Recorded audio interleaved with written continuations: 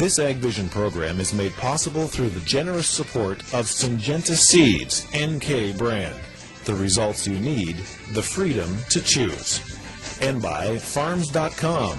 Ag news, market prices, ag careers, and farm real estate. You'll find it all at Farms.com. Well, we have spoken in the past with Donald Cooper, who explained the 4 currencies that most typically cause us to make buying decisions. Price, of course, time, feeling safe, and feeling special. It appears, however, as value systems of consumers shift, maybe their currencies do also. One word that appears to trigger at least some consumer spending decisions is the word local. What does it mean? Joining us to help us explain the potential opportunities and put this into some context is Elbert van Donkersgoed. He's the Executive Director of the Greater Toronto Area Agricultural Action Committee. And of course, Elbert has been on this program before, but this is your first time on this program with the mandate to enhance local food in the GTA specifically. Welcome back. Glad to be here, Kevin. Now, people will know you a lot in Ontario, but right across the country. You've been involved in farming and farm organizations most of your life. Right. Tell us, as you're speaking to a farmer, why a farmer should be the least bit interested in the word local. There's 2 basic reasons. One is that the world around us is shifting.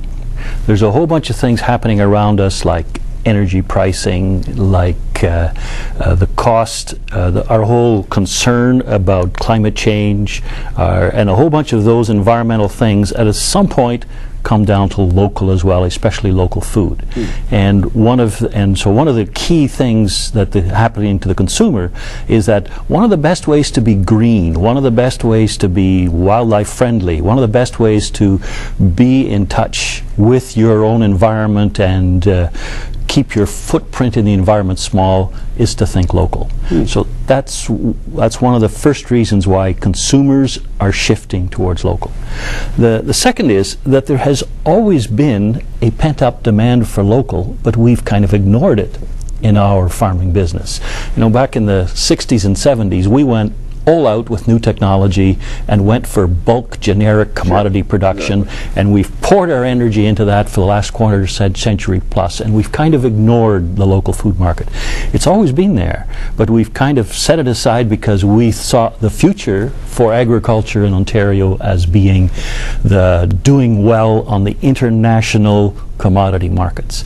Well, the reality is that future has become gray, if not dim, and I'm cautious about that future. So I say to any farmer, can you really expect to meet head-on the competition that you're facing from Brazil? Even so, we get a bit of improvement in corn price. Can you really expect the Brazilians not to react to that and take care of that, turn this into a short-term spike in corn prices? And so one of these days, the folks in the Ukraine are going to get their act together. And they've got resources that are better than ours here in Ontario. And on top of that, we've got some high costs, like expensive land, expensive labor.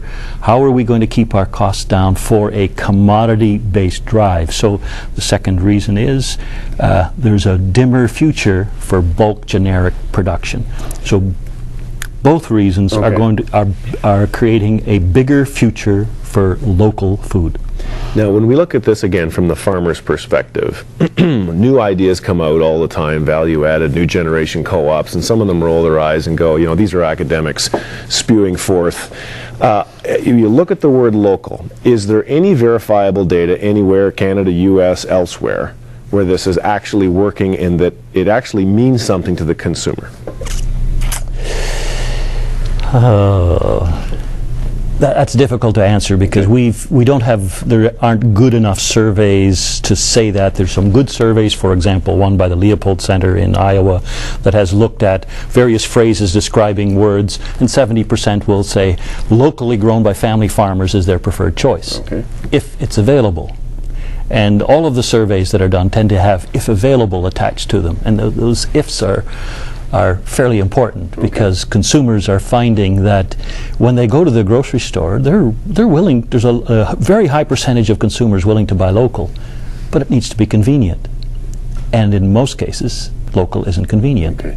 And so the actual action or part of the focus that needs to happen for the future is that local needs to be convenient. And I don't doubt that the purchase of local would be much higher if convenient.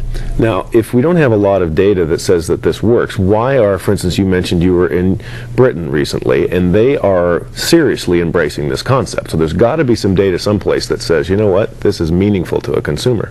The shift is happening, and those who are trying it are finding success. So, for example, when organic first got started as a method of production, there was a kind of an assumption that it was also local and that you knew the farmer, that you had a connection with the farmer. Of course, organic grew enough, and all of a sudden, you know, we now import most of our organic, and you kind of say, whoa, it wasn't really the intention of organic to be imported organic. And in the UK, there's a fair bit of reaction. The UK, there's a very strong organic market, but there's also a strong reaction to the fact that some of it is being, or a good portion of it is being imported. And so there's a whole new movement happening in the UK that says, but we really want local production, and that local is actually more important. Local is actually more important than organic.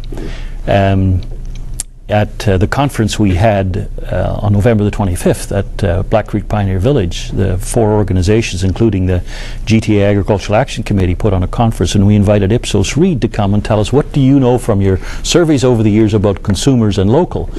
And they had some data, but they went out and did a separate survey, and they were able from that survey to tell us, they asked the question, when buying food in the past 6 months, how often did you buy locally grown food when it was available? Always and usually 42%. Now that's a good chunk of the market. 42% are always or usually buying local when it's available. And there's the hitch. We don't necessarily make it convenient. If we don't make it convenient, local gets passed by. Interesting. And so in the UK, for instance, these farmers that you saw that are involved in some of these local initiatives, is it working, and are they receiving any kind of premium? I guess that's always the bottom line question, isn't it? There isn't a guarantee in local for premium, but there is a guarantee of market access, and a better market access than elsewhere, and that is appealing enough to most entrepreneurs. Now, the local initiative in the UK has grown enough that Tesco, that's their biggest retailer, that Tesco is opening 4 new regional buying centers in order to buy local. They're actually going to shift, and I haven't heard, but I'm saying to those who are involved in this, but then they've got to have dedicated shelf space in the store. If they're really going to make it convenient to the consumer, we need dedicated shelf space in the big stores for local. That will really drive local, because if Tesco just does this buying from regional buying and buys local, but then simply buries the local in with everything else, and folks have to hunt for it, make it work make them work to find the local, it won't work very well. In my estimation, you have to make it convenient for it to fly. Now, what is your impression then of the UK system? They're certainly being aggressive in redefining the future of their industry over there. They're coming from a similar history to ours, where in the 60s and 70s they went all out to bulk generic commodity production. They went in that direction in spades, and just like we did here, and did reasonably well with it for a time, especially when the European Union came along and started pouring significant subsidies into the whole bulk production system. But then over the last 15 years, the European Union has slowly been backing off, and then they got hit with mad cow disease, and they got hit with foot and mouth disease, and so the European public, especially the UK public, has really backed off from wanting to support bulk production. So now their subsidy system still exists, but it's totally decoupled from production. It's now linked to everything but production for the UK farmer. And so the UK farmer is facing the reality that if he's going to be in the bulk generic commodity production, then he's got to compete with world markets. They've been put in that position faster than the rest of Europe, because the UK government has moved faster to decouple than the rest of Europe, and they're looking at the reality that there's a lot of commodities that they've been in. There's no money to be made on a commodity basis. It's one of the reasons some of the folks that invited me over there are part of the Farm Crisis Network. It's one of the reasons why their Farm Crisis Network is a busy business, because a lot of farm families are struggling. Here you've done bulk, you've done commodity production successfully for 30 years. You still really want to farm for another 5 or 10 years, but you don't know how to turn it over to the next generation because there's no future in bulk. And the best example was I got a tour of the college farm for the Royal Agricultural Centre at Sinksetter, which, by the way, that college is the original example of the University of Guelph Agriculture College. Even their main building looks a lot like Johnson Hall at the University of Guelph. And the manager, as he gave me a tour of the place, was telling me that 2 years ago he offered his resignation to the board of the college, saying, I can't make you any money. Whatever I do, and here's all the options I've studied, whatever commodity I'm producing, I can't make you any money. But the board said, have you considered organic? He hadn't. He said, well, I'll go back. And he came back with another proposal, and 18 months ago he took the whole 3,000-acre college farm organic, and he's making money. Because the whole system of the subsidy system is now totally on a different basis, not on commodity production. It's all focused on these other values that the UK has now said is what we value from the countryside. We want you to produce food, but we want you to produce so that it also produces wildlife, so that it also provides bird feed in the wintertime. So, for example, on that college farm now, every cash crop field, and they're fairly small fields, has a 6-meter buffer around the outside, which is planted to grasses that have seeds for songbirds in the winter. And he gets well paid for that 6 meters. Interesting. For feed for songbirds in the winter. And you viewed, so I mean, would you characterize the transition that they're making to be fairly aggressive? In the UK, the transition is aggressive. And why is it aggressive? I think the experience with BSE and the experience with foot and mouth and the notion that this bulk system that they were into without enough care for the environment in general was going to run, or was running into trouble, was going to run into more trouble, and they really wanted to back off to a lighter footprint in the environment. I think the UK has really made that commitment, and they've got the money from the European Union to do it with, because they've decoupled the subsidies. They're still making the payments to the farmers, but it's got nothing to do with production. Now, a lot of people watching this will say, yeah, but you know what, European, the EU, UK, they're different from us. So in viewing what you saw, what do you feel that's very positive there that we can embrace that isn't unique to that culture? What can we embrace? We can embrace the notion that we can farm with a lighter footprint in the environment, and expect over time the public to value that. There's no way we can move as fast as they are, because their public is, I don't know whether it's fair to say way ahead of us on that or not, but their public is at a different level of appreciating wildlife and birds and concern for the countryside.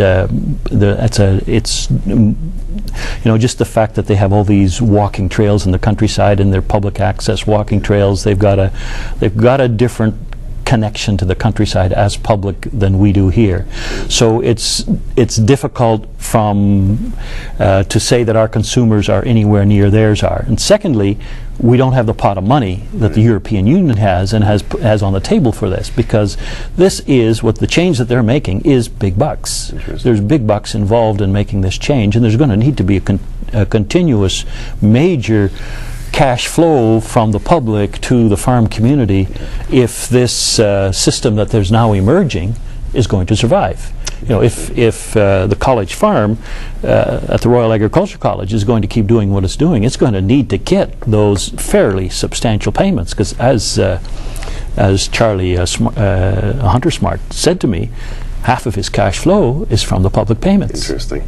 Well, and there's so much more about this we could talk about, and we will actually talk about more of this local subject moving forward. And if people out there watching would like more information about this word local, or what the Greater Toronto Area Agricultural Action Committee is doing to enhance local food systems, they can find some of these documents online at GTA Local Food. That's gtalocalfood.ca. Elbert, thank you for visiting with us here today. Most welcome.